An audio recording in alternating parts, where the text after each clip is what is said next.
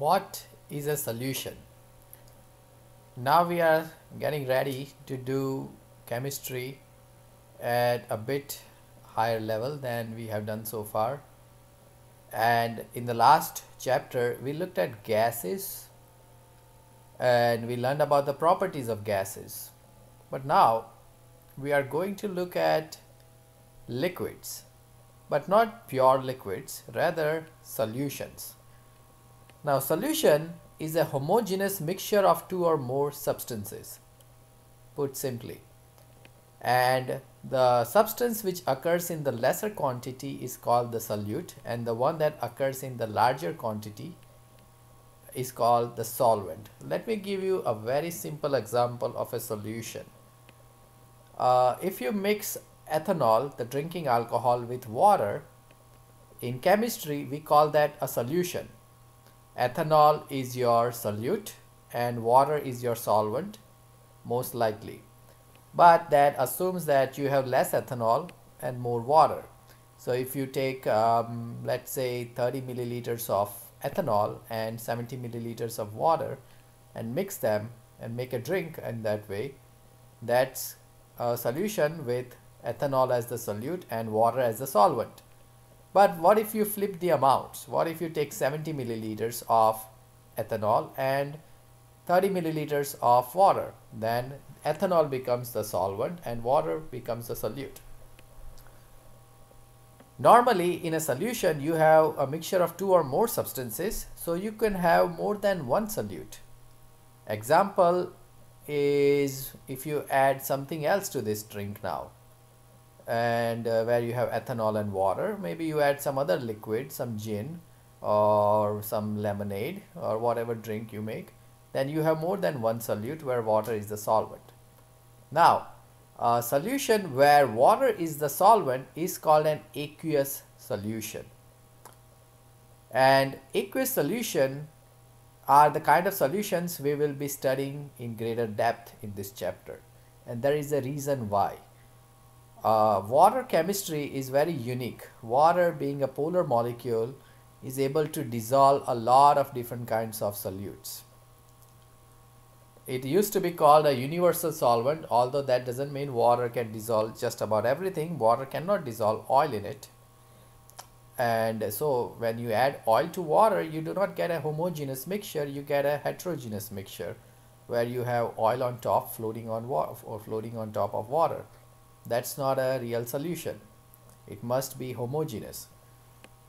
Regardless, you have 70% of water on earth with lots of things dissolved in it and a lot of chemistry happening in that situation. Similarly, your blood, which is responsible for keeping us alive, is a solution in a way where you have a lot of components dissolved in it.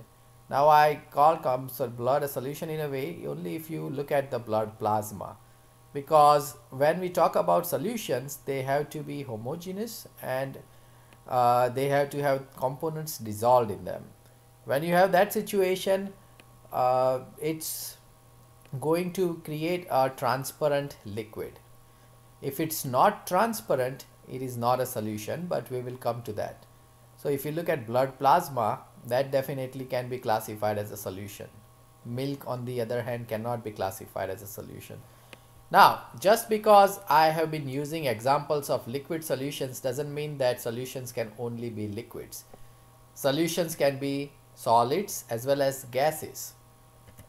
And air is an example of a gaseous solution where you have about 80% nitrogen, about 19 to 20% oxygen with trace amounts of several other gases like carbon dioxide and methane and so on. It's a solution where nitrogen is the solvent and the other components, other gases, are homogeneously distributed and they are the solutes. What about a solid solution? Alloys. Any jewelry you own that is gold jewelry, for example, is never going to be 100% gold, but more like 18 or 20 karat gold, which is a mixture of gold and other metals to give it more rigid shape and less easily flexible shape so that it does not lose its design. Brass is also an example of a solution that's solid. Bronze is also an example. And on top of that, whenever you dissolve a solute in a solvent, the solute itself can be in a state that's different from the solvent. So when I gave an example of a liquid solution with alcohol and water, I could dissolve something else in water. I could dissolve carbon dioxide in water, and that's what all our soda drinks, soft drinks are made up of, containing carbon dioxide, carbonated water, and other components. So you could have a gas in a liquid, that's also a solution. But like I said, the aqueous solutions, whether with gases dissolved in it or whether solids dissolved in it, is what is going to be the topic of our chapter. Now, a solution, as I was saying earlier, is supposed to be clear, transparent, and no visible particles should be floating. You should be able to see through it. Light should be able to pass through it. It may be colored or not colored, but as long as you can see through it without your view being obstructed, then it's a solution. And within a solution, you can dissolve different solutes. Now, there are two kinds of solutes, electrolytes and non-electrolytes. And electrolytes are those solutes which, when dissolved, they completely ionize. This here is an example of a electrolyte that completely ionizes. Sodium chloride, salt. When you dissolve it and when you stir the mixture, let's say you make a glass of, take a glass of water and add a teaspoon or tablespoon of salt. At first it may appear and then soon it will disappear, and you should be able to see through it because it is transparent. Well, what happens is sodium ions and chloride ions are separated and they dissociate into two parts. That's how we get our solution. But there are non-electrolytes which can dissolve but do not dissociate. Example of that is when you add ethanol to water. Ethanol does not dissociate, and so you do not get an electrolyte. And another example is given here, and that's glucose. If you were to dissolve glucose in water, notice how here in our equation we have solid for glucose here and aqueous for dissolved glucose. It certainly dissolves, but it does not break into two parts, a positive charge part and a negative charge part. So it's not an electrolyte. Whenever you have an electrolyte can conduct electricity. You can have two electrodes of live wire going through the solution of sodium chloride, and electricity would be conducted through the solution.